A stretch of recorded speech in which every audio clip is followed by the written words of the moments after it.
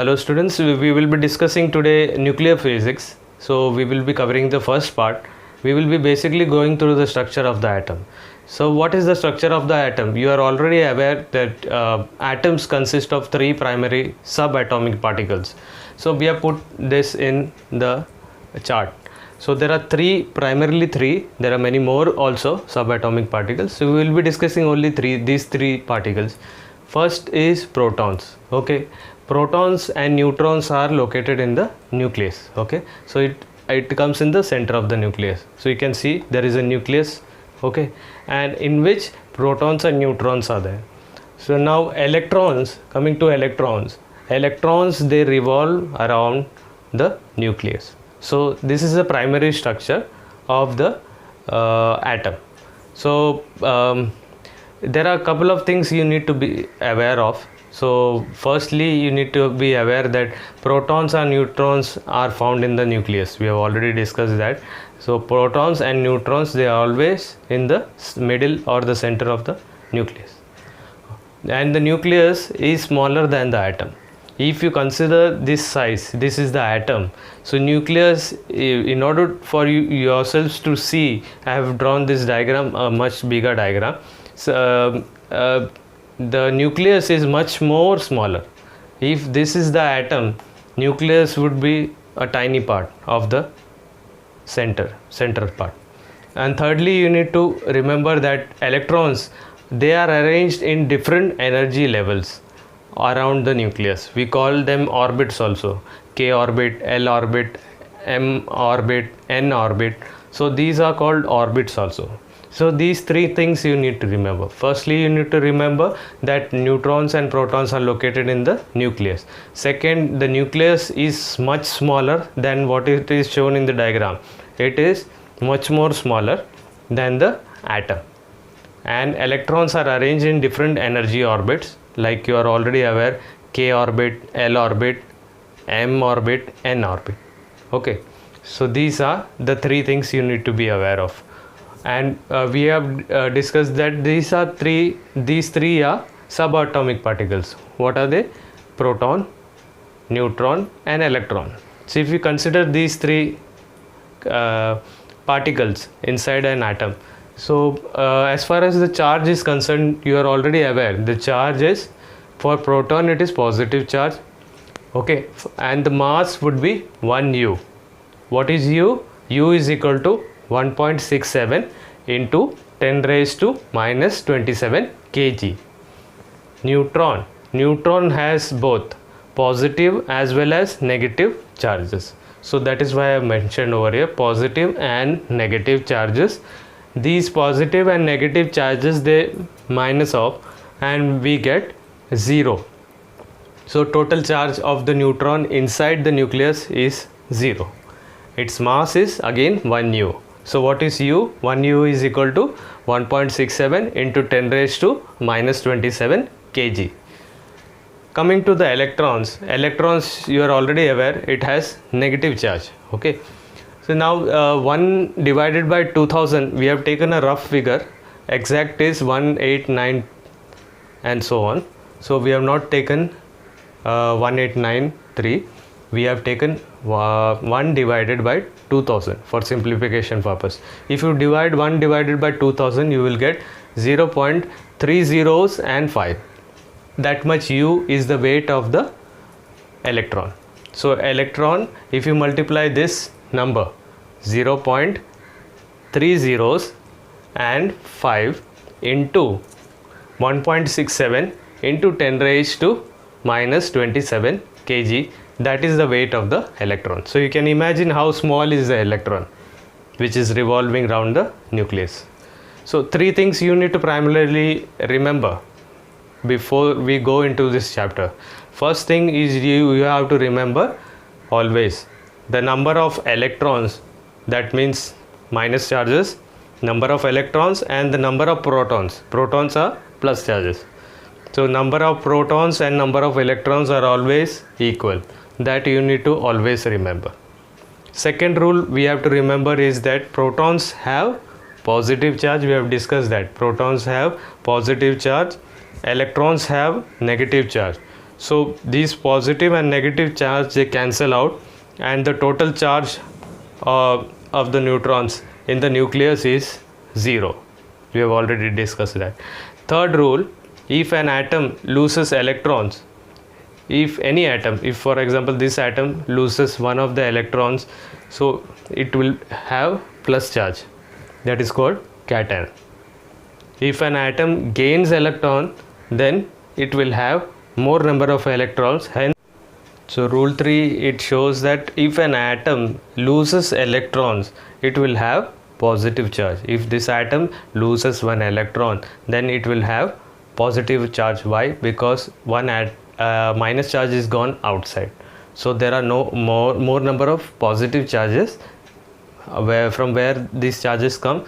These charges are there in the nucleus. The protons are more and electrons are less. Hence they have positive charge, and we call them cations.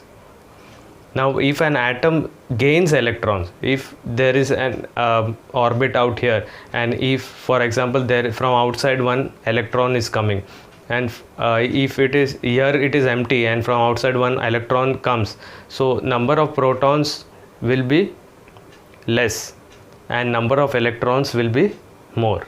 Hence they will have more number of negative charges. Hence that atom will be called anions.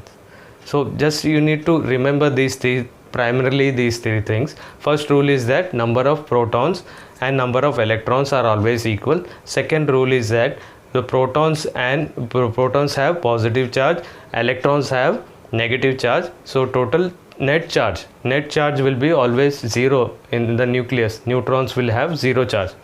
And the third rule, if the atom loses electron, it will have positive charge. They are called cations. And if the atom gains electrons, then it will be having negative charge more, hence negative ion. It is called negative ion, and we call negative ions as anions. So these three things are primary things which you need to know before getting into nuclear physics. So hope this is simple and perfectly understood topic, so that we can go much more detail. Okay, thank you. Hello students, today we will be discussing nuclear physics, in which we will be discussing particularly what are isotopes and what is radioactive decay. So we'll firstly come to what is isotopes. Before discussing what is an isotope, let us take an example.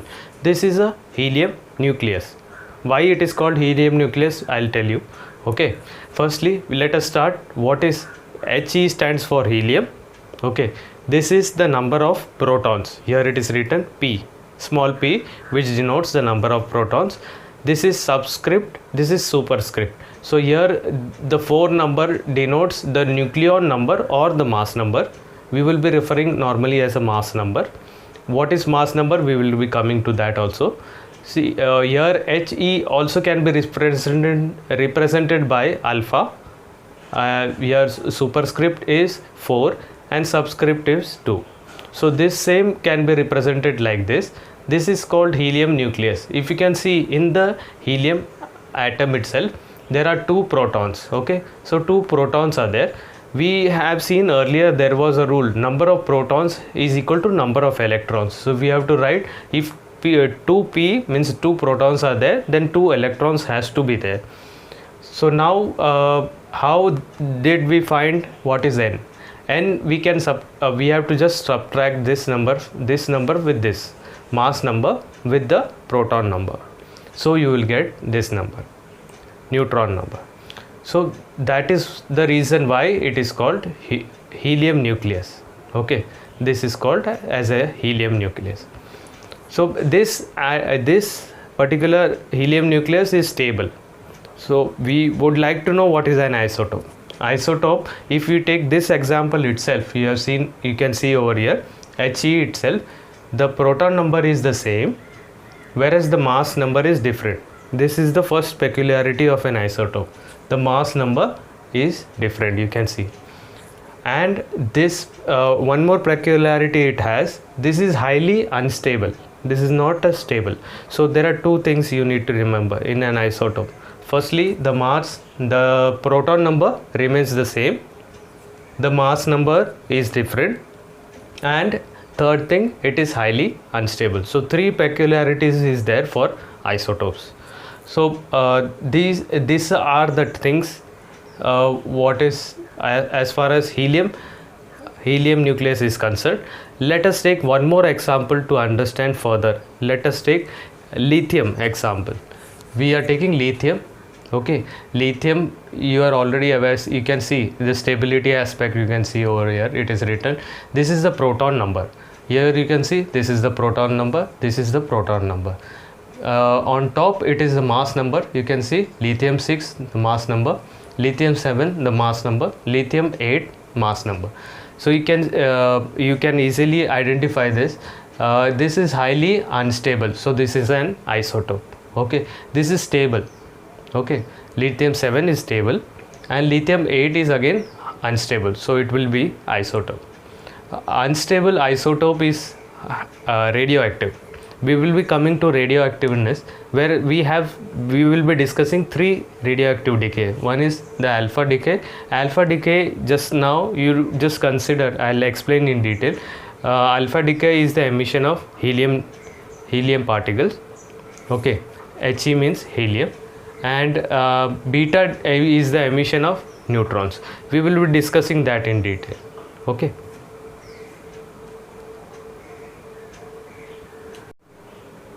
So students, we had discussed earlier that alpha is the emission of helium particles. Why it is emission of helium particles, I'll explain you.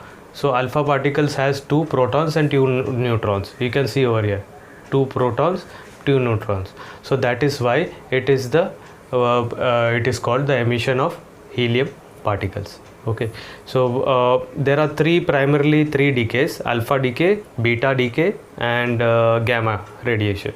So what is alpha radiation? We had just now told, we had discussed that alpha particles is 2 protons plus 2 neutrons. So you can see 2 protons, 2 neutrons. So that is why we call it as the emission of helium nucleus, or you can say, we can give by example also. If we take radon is an unstable element. It emits radiation. When it emits radiation, you can see over here helium it is emitting helium or alpha particle, and this is polonium. If you add the both numbers, like the number, if you add 84 plus 2, you will get 86, and 215 plus 4, you will get 219. So you can see the equation is balanced on both sides of the chemical equation. So this is highly unstable element. When it emits radiation, it emits polonium, which is a stable atom, and it emits alpha particle. Now coming to beta radiation. Beta radiation, you can see over here. Here one carbon isotope is given, and here you can see the mass number is suddenly, the proton number is increasing. Okay, so the proton number is increasing and the mass number remains constant. Okay, here in alpha particle, what was there, you can see the mass number was decreasing and the proton number was decreasing. Okay, here what is happening is beta decay. What is happening is that proton number is increasing and mass number remains the constant, and plus you can see one electron. So you will have one doubt, from where this electron come. We had told earlier that beta decay is the emission of neutrons. Where does neutrons, where it is exactly located, you can see over here. Neutrons are located in the nucleus. So in the nucleus there are positive charges as well as negative charges. So that is how inside the nucleus there are 2 charges. So positive charge are also there and negative charge are also there. So these 2 constitutes a nucleus. So you can imagine over here this as a neutron getting divided into proton plus electron. Okay, so this is the beta decay. In beta decay, what happens is that emission of neutrons from the nucleus, the center, the nucleus. In the nucleus there are protons and electrons, so the neutrons get divided into protons and electrons. So in which there are energy levels also. Energy levels in the sense, K shell is also there, L shell is also there, M shell is also there, N shell is also there. When the electron from inside the nucleus is emitted, it reaches from one orbit level, energy level, 1 K shell to L shell, it emits out 1 electron. So in energy in the form of electron. When it emits out electron in the form of energy, it emits beta decay. Okay, when coming to the gamma radiation, what is happening is that if you take the example of argon is proton 18 and mass number 40. You can see the mass number and the proton number does not change. This is the proton number and the mass number, but there is a gamma ray radiation. So electron due to electromagnetic radiation, what is happening is that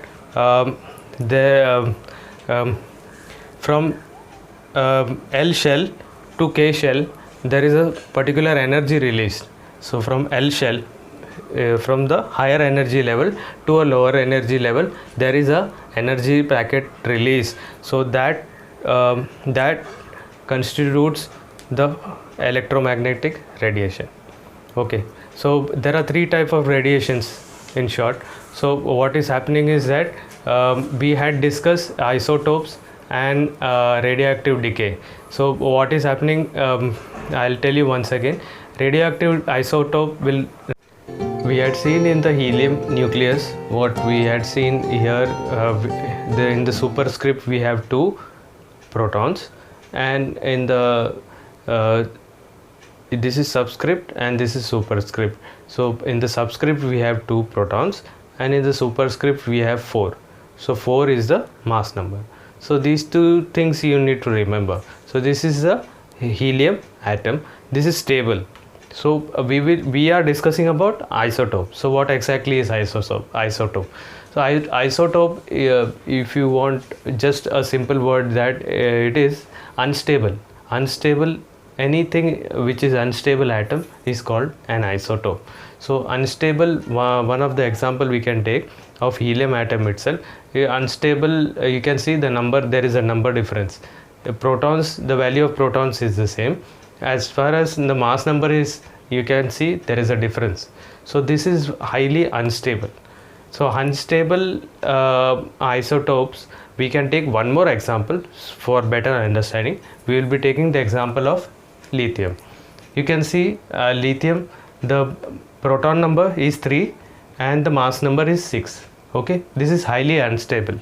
So that is why this is one of the isotope. Whereas one more isotope of lithium itself, isotope means unstable. You need to remember that. Unstable means isotope. So lithium, in this unstable element we have 8 mass number and 3 would be the number of protons. So you can see everywhere 3 is the common number of protons, but as far as the mass number is concerned, you can see everywhere it is changing. So the mass number changes. So according to the mass number, the isotope, the stability differs. So here in this case 7 is highly stable, whereas other atoms are highly unstable. So we give them the word called isotopes. So unstable isotopes is highly radioactive. So what is radioactivity? We'll come to radioactivity. Radioactive isotope, you can see this is radioactive isotope, this is radioactive isotope. Why? Because it is highly unstable. So radioactive isotopes will randomly decay over time. Decay in a sense, it will emit some kind of energy. So what is the meaning of decay is to change somehow and the isotope gives out some kind of radiation. So we will be primarily discussing three radiations. I have mentioned four radiations out here. We will be primarily discussing three radiation in detail. So as you can see over here, decay is somehow to change the isotope gives a particular radiation. For example, if this particular isotope is highly unstable, in order to reach a stability level, it emits some kind of radiation. So there are three kind of radiation. One is alpha radiation, you can see out here. One is beta radiation, then there is called gamma radiation, and the fourth one is the emission of neutrons. So we will go step by step. The first radiation is alpha radiation or alpha decay. So in which we have taken an example of radon. Radon mass number is 219 and the number of protons is 86. Okay, the number of protons is 86. So here you can see, in order to reach stability, it emits out an alpha particle. So this is the alpha particle. Here this alpha particle is also called helium atom. We had seen helium, we had taken the same, it is represented as a alpha decay. So here what is happening is that during a period of time, a particular atom is emitting some kind of radiation. Here it is radiating alpha particle, and it is producing a different atom altogether. So this is polonium. If you see the periodic table, you can see radon, it decays into polonium and it emits out alpha particle. As far as beta radiation is concerned, or beta decay is concerned, we can give one more example out here. We can take carbon isotope. Carbon, when it disintegrates, it forms into nitrogen, plus it gives some kind of radiation. Here it is beta radiation. What happens is that you are already aware, in the atom there are many shells: K shell, L shell, M shell, N shell. So what is happening is that in each of the shells, what is happening is the electrons are revolving or rotating.